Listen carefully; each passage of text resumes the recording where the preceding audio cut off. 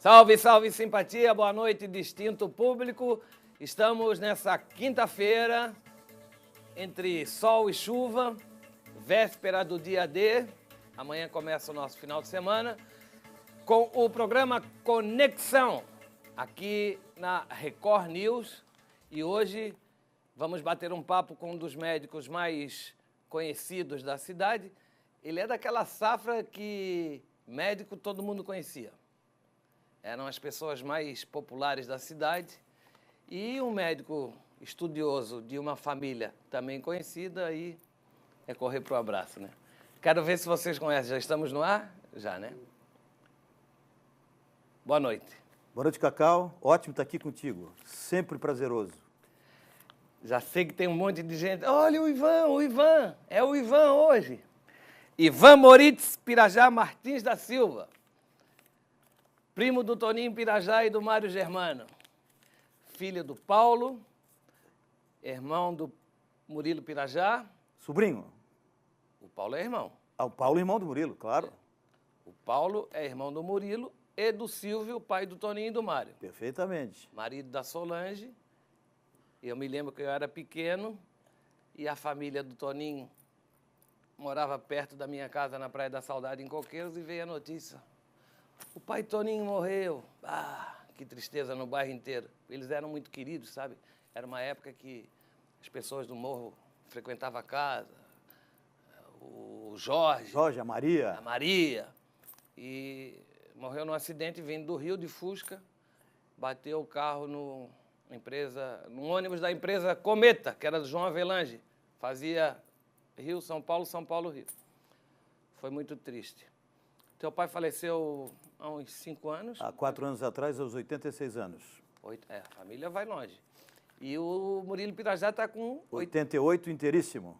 88 anos, amigo do Paulo Altran e marido da nossa querida Rose Bindes Pirajá Martins, que irmã da Ducinha está morando em Coqueiros. 4 irmãos, 4 filhos homens. Não tem ninguém desempregado, não tem ninguém batendo na porta de político querendo empreguinho na Assembleia. Todos estudaram, estão todos bem? Todos bem, todos ótimos. Eu sou o mais velho, o Edson é o segundo, trabalhou anos e anos e anos no marketing da Porto Belo. O Ronaldo III é desembargador, hoje aposentado, e o Paulo Henrique, o caçula, é desembargador da Ativa. 2 deles, desses 4 filhos do Paulo, praticaram esportes em alto nível. Você jogava futsal e o teu irmão Ronaldo lutava... Karatê, Ronaldo Edson e Paulo Henrique lutava karatê. O Edson também, sim, os dois começaram juntos na Vadocan, cujo professor era o Afonso Guedes Pinto. O Ronaldo, inclusive, em 1979, foi para o Japão no Campeonato Mundial, numa equipe brasileira, e foram campeões. Vamos conversar? Vamos conversar. Já estamos conversando? Quer falar do quê? Do que você quiser. Próstata, vamos começar. Vamos lá. A tua especialidade. Sim. Esse é aquele do mês do Novembro Rosa, que todo mundo evita aí. Mas quando você tem alguma coisa, vai correndo. Me salva, doutor. Tem muita gente morrendo de próstata, Ivan? Não. O câncer de próstata, ele tem uma projeção para 2020 do INCA de 65 mil novos casos, com possibilidade de óbitos neste ano de 15 mil pacientes. Então, 50 mil vão curar. Se nós compararmos próstata com pulmão, no ano de 2020 nós teremos 17 mil casos de câncer de pulmão e 16 mil óbitos, ou seja, só sobram vivos 1.000 pacientes. O terceiro tumor, cólon e intestino grosso, são projetados 20 mil casos para o ano, com 10 mil óbitos, ou seja, metade dos pacientes com câncer de cólon vão morrer, praticamente 90% de pulmão vão morrer e apenas 15 mil dos 65 mil de próstata vão morrer. O câncer de próstata para os homens, assim como o câncer de mama para a mulher? Você faria essa comparação? Faríamos essa comparação do ponto de vista, inclusive, estatístico. É mais ou menos uma projeção idêntica para mama de mulheres e próstata dos homens anual, é mais ou menos empatado, entre 60 e 70 mil novos casos por ano. Eu fiz essa pergunta se tem muita gente morrendo de câncer de próstata, você disse não. Eu vou te explicar essa pergunta. Eu tive câncer de próstata, sabes disso, né? Fui operado em São Paulo pelo Dr. Miguel Srughi e me salvei. Ele disse, você não vai morrer disso. Tem quantos anos isso já? 10 anos já. 10 anos. E acompanhamento com uns exames 2 vezes por ano e tudo 002, 0010. Passei do risco? Estou fora ou ele pode voltar e eu ainda posso ter problema? A possibilidade de uma recidiva do teu tumor, pelas características que ele tinha, por ser um tumor de risco intermediário, era um Gleason 7, o tumor de próstata ele é avaliado microscopicamente de 6 a 10, onde o tumor 6 é o melhor, o 10 é o pior. Então, eu me arriscaria a dizer que morrerás aos 95 anos. Tu acha que eu vou querer morrer com 95, homem?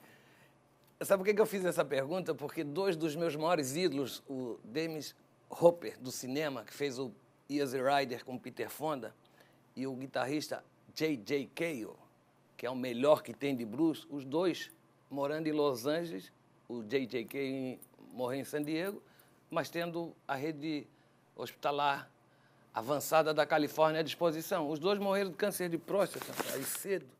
Como é que acontece isso? Ainda morando em Los Angeles? De 1994 para frente, com o advento do exame de sangue chamado antígeno prostático específico, conhecido por todos como PSA, houve uma mudança radical no diagnóstico precoce dessa doença.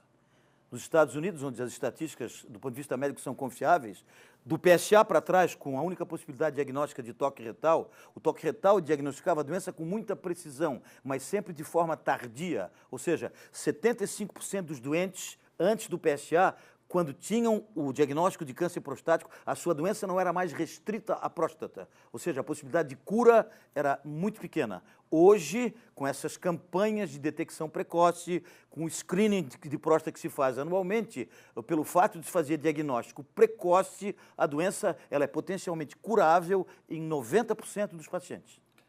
Mas o cara, na hora que recebe o laudo que tem câncer na próstata, é um susto, né? Tem que ter um acompanhamento psicológico ou não? Normalmente não, normalmente não. O médico mesmo tranquiliza? O médico tranquiliza. A gente tem que fazer uma distinção muito grande, isso é difícil para o urologista realizar, que tipo de tumor de próstata tem características indolentes e pode eventualmente até nem ser tratado e simplesmente fazer o que a gente chama tecnicamente de vigilância ativa e qual aquele tumor que potencialmente vai evoluir, vai progredir e merece ser tratado de forma, vamos dizer assim, agressiva. Os médicos aí estão ganhando muito dinheiro com a Covid, né? Pneumologista, cardiologista. A Covid não tem nada a ver contigo? Entre aspas, não. Foram publicados 2 trabalhos muito interessantes, um na Universidade de Hamburgo, na Alemanha, e um segundo na Universidade de Mersin, na Turquia, e um terceiro brasileiro em Botucatu, que é uma universidade vinculada à Unifesp, Universidade Federal de São Paulo. Veja que coisa interessante. Eles pegaram em Hamburgo 45 doentes que internaram em Covid em regime de UTI, 21 mulheres, 24 homens, e dosaram nesse grupo, assim como no grupo de São Paulo, como no grupo da Turquia, eles dosaram na entrada zinco, vitamina D e testosterona, que é o hormônio sexual masculino que nós produzimos e que as mulheres também produzem. Aliás, um comentário interessante, morre muito mais homem de Covid do que mulher de Covid. Então, veja que interessante. No trabalho da Turquia e no trabalho da Alemanha, os homens que tinham baixos níveis de testosterona, eles evoluíram mal com a Covid. O índice de óbitos foi muito maior em quem tinha testosterona baixa, em quem tinha zinco baixo, em quem tinha vitamina D baixa. A conclusão do trabalho de São Paulo foi exatamente inversa. Os homens que tinham testosterona alta evoluíram mal de Covid. Então, há uma conflitância entre os resultados dos trabalhos europeus com o brasileiro, ou seja, a minha relação com o Covid talvez fosse testosterônica, hormônio masculino, que é um dos grandes medos dos homens vincularem ao câncer de próstata. Achar que a testosterona produz câncer de próstata. Não. A testosterona pode alimentar um câncer de próstata pré-existente, mas dizer que ela é a causa de um tumor prostático, isso é uma piada. Se isso fosse fato, quem deveria ter câncer de próstata seriam os meninos de 18, 20, 25 anos, que têm testosterona altíssima na plenitude da sua masculinidade. E essa doença só acontece a partir dos 40. Ô, doutor, e essa campanha aí do Novembro Azul? Aumentou o movimento no teu consultório? Está trabalhando que nem o Toninho Cavalazzi? O meu consultório, ele tem movimento permanente O ano inteiro. O ano inteiro, há 40 então, essa anos. campanha vá fazer exame e em novembro ela não desequilibra? O mês de novembro é o chamamento para a doença, né? Na realidade, assim, eu acho que todo mês devia ser Novembro Azul. Aliás, o azul foi identificado pelo Havaí, né? É Novembro Azul em homenagem ao Havaí, né? Doutor, o que é a próstata e onde ela se localiza? A próstata é uma glândula pequenininha, lembra um caroço de pêssego. Ela é triangular, ela tem uma base que está colada na bexiga em cima e um ápice que está colado na uretra embaixo. No meio da próstata, como se fosse um túnel, passa a uretra, por onde nós, obviamente, urinamos. Então, a próstata ela é um órgão do sistema genital, ela tem menos de 20 gramas nos indivíduos com menos de 40 anos de idade e ela produz um líquido que, juntamente com as vesículas seminais, representa 99% do sêmen, do esperma que nós ejaculamos. Tem diferença a cor da pele e o país? Sem dúvida. A raça negra tem mais saúde do que os brancos, né? Não para a próstata. Ah, não? Não para a próstata. Os negros têm 5 vezes mais câncer de próstata do que os brancos, Mentira. que, por sua vez, têm 3 vezes mais câncer de próstata do que os orientais. Os negros americanos têm mais câncer de próstata do que os negros baianos. A razão disso, dieta americana rica em gordura saturada. A Escandinávia, na Europa, é o país que tem a maior incidência de câncer de próstata em função de alimentação rica em gordura para matar o frio daquele povo. Doutor, o senhor sabe que tem muito médico que não acha que todo homem que teve câncer de próstata e fez a cirurgia ficou impotente. É uma desinformação grotesca, né? Porque eu não fiquei. Absolutamente grotesca, absolutamente grotesca. Quando a doença é restrita à próstata, o tratamento cirúrgico, que se chama prostatectomia radical, dependendo da experiência de cada cirurgião, consegue preservar o que nós chamamos de feixe neurovascular, que é o responsável pela ereção do homem. Esses 2 feixes, eles passam colados nas laterais da próstata. Eles têm o diâmetro de um fio dental. Se esses 2 feixes são preservados no transoperatório, e isso é factível, a potência do homem se preserva nos moldes que ele tinha, obviamente, antes de ser tratado cirurgicamente. Então, a impotência sexual pós-prostatectomia radical depende da idade do homem, de comorbidades, de ele ter disfunção erétil prévia antes da cirurgia e, obviamente, da técnica cirúrgica. O nosso amigo telespectador que acabou de receber o resultado que tem câncer de próstata, o único tratamento é a cirurgia. Quando eu recebi o meu laudo e que constatou que eu tinha câncer de próstata, eu procurei a última opção para mim, seria a cirurgia. Ali tem uma clínica ali no Hospital São Sebastião, aqui, que era uma coisa de queimar e não sei o quê, mas tinha algum risco. Eu tenho como tratar um câncer de próstata sem a cirurgia? Sim. Quando o câncer de próstata está restrito à glândula, exclusivamente restrito à glândula, existem 3 opções de tratamento. Cirurgia radical, o teu caso, radioterapia e braquiterapia. A diferença entre radioterapia e braquiterapia é que na braquiterapia são introduzidas na próstata sementes de uma substância radioativa. Não temos braquiterapia em Florianópolis. A braquiterapia geralmente é usada para homens bem mais velhos, com comorbidades, que não têm condição clínica de suportar um ato cirúrgico, então se opta por braque. E radioterapia se faz também para aqueles homens que temem a cirurgia ou que têm medo do ato cirúrgico em função do problema da potência sexual. A radioterapia, eventualmente, não consegue, com a precisão milimétrica do cirurgião, preservar o feixe e, eventualmente, a incidência de disfunção erétil com a rádio pode ser, em alguns casos, mais significativa do que com cirurgia radical. Ô, doutor Ivan, eu passei um final de semana no Costão do Santinho, nosso amigo Marcondes, faz uns 5 anos. E fiquei um dia lá, um sábado, conversando com os pescadores do Santinho, que eles têm um rancho ali. Tinha uns 15, 20 pescadores, assim, na faixa de 40 a 50 anos. Homens fortes, dispostos. 10 deles tinham ficado impotentes, feito cirurgia aqui pelo SUS.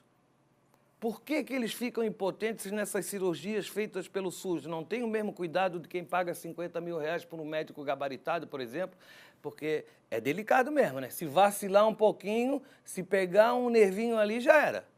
Sem dúvida. Eles não tomam cuidado. Você quer viver ou você quer transar? Eu não conheço nenhum homem que queira viver sem transar. Já começa por aí, né? Sem dúvida. A preservação do feixe depende da doença estar restrita à próstata e longe da cápsula, que é a capa que envolve a glândula. Se há alguma suposição de que o tumor está margeando esse feixe, que é o da ereção, a preservação desse feixe pode deixar resquícios de doença no indivíduo e a cirurgia ter tido a chance de curar esse indivíduo, né? Claro que o procedimento feito pelo SUS não significa que o médico não tentou preservar o feixe. Isso está na razão direta da experiência de cada cirurgião em poder fazer isso. Detecção precoce. Urina, se levanta, não tomou cerveja e vai 5 vezes no banheiro durante uma noite. Já era, né? Nem pensar. O câncer de próstata em estadio inicial, ele é, na grande maioria das vezes, assintomático. Essa sintomatologia da urina. indagada da urina, ela tem relação direta com a chamada hiperplasia prostática benigna, que acomete muito mais homens do que o câncer de próstata. Só para ter ideia, 60% dos homens com mais de 40 anos vão ter hiperplasia prostática, que é o crescimento benigno da glândula, que comprime a uretra e que produz exatamente esses sintomas. Urinar muito de dia, urinar muito de noite, não esvaziar o jato, ter retenção de urina, ter um desconforto permanente para urinar. Vai para o médico. Vai para o médico. E aí ele vai ao médico porque ele tem sintomas.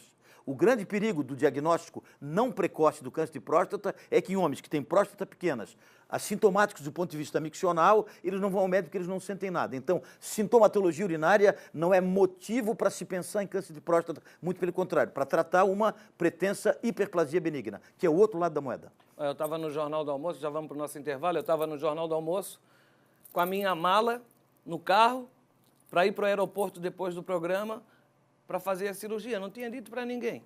Aí me despedi no final do programa e disse, vou fazer um procedimento cirúrgico, vou ter que me ausentar, vou para São Paulo e tal. Quis chorar, nunca passei por isso. Até os inimigos choraram por mim, volte, não podemos te perder.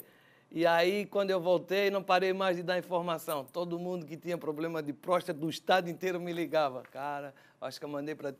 Se eu ganhar a comissão dos pacientes que eu mandei para ti, eu acho que eu troco meu carro. E aquele fusquinha ali, já vamos falar, o doutor chegou nos altos do Morro da Cruz, dirigindo um Fusca. Que ano é aquele Fusca? 1969. Mas atrás tinha uma caixa de vinho que valia mais do que o Fusca. Vamos fazer o nosso intervalo comercial e já voltamos para continuar conversando com essa figura da ilha, um médico muito querido aqui, doutor Ivan Moritz, urologista.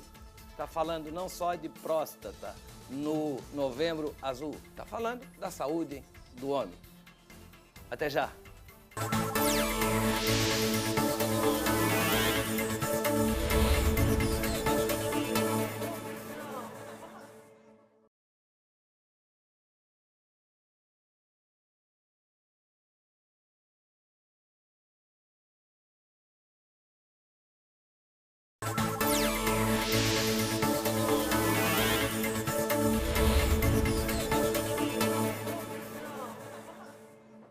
Voltamos com o Conexão Record News. Hoje é meia-noite, quinta-feira. Eu sou Cacau Menezes, seu criado, obrigado. Estou conversando com o doutor Ivan Moritz, o nosso famoso médico que cuida da saúde dos homens. Mulher, nada. Não, o urologista ele atende mulheres, né? O urologista é médico do aparelho urinário genital do homem e do aparelho urinário da mulher. Não seria o ginecologista? Não, o ginecologista ele trata do aparelho genital feminino. Então, quem trata o rim da mulher, o ureter da mulher, a bexiga da mulher, a uretra da mulher é o urologista. E como é que está a cidade? No teu campo? Boas clínicas, é fácil fazer cirurgia, tem um hospital preparado.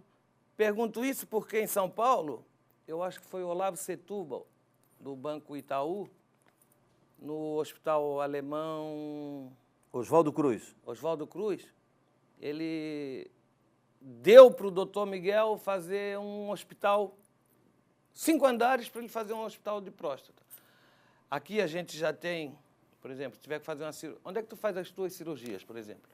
Eu estou aposentado hoje da minha vida pública, né, onde eu trabalhei na Universidade Federal durante 35 anos, HU, e fui o chefe do Serviço de Urologia do Hospital Celso Ramos durante 25 anos. Então, os doentes públicos a gente operava nesses 2 hospitais. Hoje eu opero todos os meus pacientes na Casa de Saúde de São Sebastião. Florianópolis hoje é uma cidade preparada para atender qualquer especialidade médica com absoluta competência, com médicos de todas as áreas de muita competência. Nós só não realizamos em Florianópolis, do ponto de vista da cirurgia prostática, cirurgia robótica, que é executada em outras cidades maiores que têm o robô, né? Então, a única coisa que, do ponto de vista de tratamento cirúrgico da próstata, nós não dispomos em Florianópolis é a cirurgia robótica. No intervalo aqui, tu tinha me dito que eu merecia um carro mesmo, não um Fusca. Por quê? Com frequência, os pacientes que me procuram no consultório, que não são poucos, né, dizem de boca cheia: o senhor é o médico do Cacau Menezes, e eu de boca 2 vezes cheia digo que, sem dúvida, que sim. E aí eles perguntam. Como é que ele ficou? Como é que está o Cacau? Como está o Cacau? Eu digo assim, do pescoço para cima, cada vez melhor, e do pescoço para baixo, melhor ainda. Muito obrigado. Doutor, o que eu ia falar? Fatores de risco? Fatores de risco. Quais são os fatores de risco? Os fatores de risco são, primeiro, como a gente comentou, os negros têm mais, os brancos têm mais do que os orientais. Segundo fator de risco, dieta rica em gordura saturada. Nos Estados Unidos, para cada 100 mil homens, nós temos 193 casos de câncer de próstata. No Brasil, para cada 100 mil, 63. Na Escandinávia, para cada 100 mil, 103. No Japão, para cada 100 mil, 1 caso. Quanto mais rápido ir para o médico, melhor. Melhor. Se demorar, então, pode perder o prazo de validade e se incomodar. Então, cor de pele, primeiro fator, gordura saturada, segundo fator, e terceiro fator, família, genética. O filho cujo pai teve câncer de próstata tem 50% de chance a mais de ter câncer de próstata, o irmão do filho cujo pai teve vai para 75%. Então, o fator genético, dieta rica em gordura saturada e cor de pele são os 3 principais fatores que levam a isso. E, obviamente, a idade do homem. O câncer de próstata não existe antes dos 40 anos. A média de diagnóstico de câncer de próstata é 66 anos. E o exame ele começa a fazer a partir de que idade? Se o indivíduo tiver antecedentes de câncer de próstata na sua família de 1º grau, a partir de 45 anos. Aí, Manuel. Desculpe, a partir de 40 anos. E se o indivíduo não tiver esses antecedentes, a partir de 45. Há quem diga hoje que 50 para quem não tem, 45 para quem tem. Um exame anual com PSA, exame de toque retal, o diagnóstico vai ser precoce sempre. Um outro detalhe interessante que eu acho bom a gente frisar é que de cada 10 homens, 6 que têm diagnóstico de câncer de próstata têm acima de 65 anos de idade. A chance de a gente ter câncer de próstata é para cada 9 homens, 1, e a chance de a gente morrer é para cada 41 homens, 1 morre de câncer de próstata. Eu fico preocupado. Aí, Manuelzinho, escutou bem isso aí? Eu vi o meu pai sofrer muito com câncer de próstata e era numa época ainda que não tinha muita evolução nisso. Inclusive em Los Angeles, fui passar umas férias lá, o meu hotel era na frente de um hospital e embaixo desse hospital tinha uma loja que vendia essas coisas assim, que a gente trazia bolsa, fralda. Ele sofreu muito. Era na época do Dr. Léo Xavier, que é um grande mestre aí da tua área. Nosso professor, né? De todos nós. Está vivo o doutor Léo ainda também? Graças a Deus. Queríssimo também. O único defeito dele é ser figueirense, porque... Sim. Desculpa. Botafoguense ele é. O novembro é azul, né? Então, quer dizer, o meu pai teve, eu tive, meu filho, bem provável que vai ter? Que vai ter? Grande chance de ter. 90%? 90%. Por essa razão que ele tem que realmente ser visto a partir dos 45 anos, rotineiramente, mesmo, como a gente conversou anteriormente, na ausência total de qualquer queixa urinária ou qualquer queixa sexual. O nosso segundo tempo do programa vai ser um pouco mais curto, porque a gente estourou o tempo no primeiro bloco. É impossível te entrevistar, bater um papo contigo sem falar no Dr. Mário Petrelli. Que amizade, hein, brother? Porra, vejo as imagens de vocês, os filmes, a alegria. Chegava até a dormir juntos, assim, brincando. O Mário Petrelli, como eu disse num artigo que eu escrevi no dia seguinte que ele havia falecido, o Mário Petrelli foi meu pai depois que o meu se foi meu filho, muito mais do que pai, porque precisava de mim sob todos os aspectos, e não do ponto de vista médico, e foi meu grande irmão e meu grande amigo. Nós tínhamos uma afinidade muito grande, eu recebia de 3 a 5 telefonemas dele por dia, só para fazer brincadeiras. Viajamos muitas vezes juntos por esse mundo inteiro, éramos vizinhos na Praia Brava há 25 anos e tínhamos um contato assim fraterno, extremamente assim de irmãos realmente. Figura sensacional. O Mário Petrelli é uma figura sensacional, primo e irmão do meu pai. Então, independente da nossa amizade, nós tínhamos parentesco de sangue e a nossa proximidade sempre foi muito grande. Saudades de Mário. E sendo pai do Marcelo, que é o nosso presidente aqui do Grupo ND, quero saber a sua opinião sobre esse novo momento dessa empresa. Está forte, né, na cidade, né? Nós estamos fazendo jornalismo para nossa gente, com a nossa verdade, sem seguir orientação política de outros interesses. Vocês comentam isso? Sem dúvida nenhuma. Eu e os meus irmãos fazemos comentários quase que diários que Marcelo realmente revolucionou o mundo jornalístico do Estado, não só com a televisão, mas com um jornal de altíssimo nível, e trouxe para o seu jornal e os seus canais de televisão os nossos grandes astros, todos basicamente, né, manés, com exceção, claro, do Paulo Alceu e do Prati, que são gaúchos, mas a tua figura, Moacir Pereira, esses jornalistas todos de altíssimo nível, e um canal que a gente tem a satisfação de ver, não só porque seja nosso, Mané, Ilhéu e catarinense, mas porque emite opiniões divergentes da grande maioria da mídia. E segunda-feira estreia Márcia Dutra, às 6h30 da manhã, com um programa jornalístico da melhor qualidade para começar o seu dia bem informado. E dia 2 de dezembro estamos estreando emissora em Criciúma para cobrir toda a região sul. É o maior grupo jornalístico de Santa Catarina, né? Disparadamente e com um feitio diferenciado, né? Com uma coisa diferenciada realmente. Tá jogando bola ainda, Marcelo? Ô, Ivan? Infelizmente não. Jogava bem. Jogava muito. Jogava bem. Joguei futebol de salão muito bem, muito bem.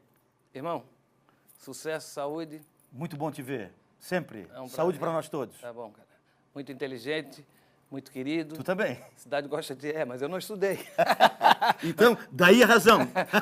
É por isso que eu não tenho Fusca.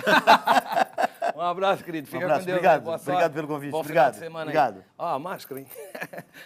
Use máscara. Tchau. Até quinta-feira que vem. Um abraço.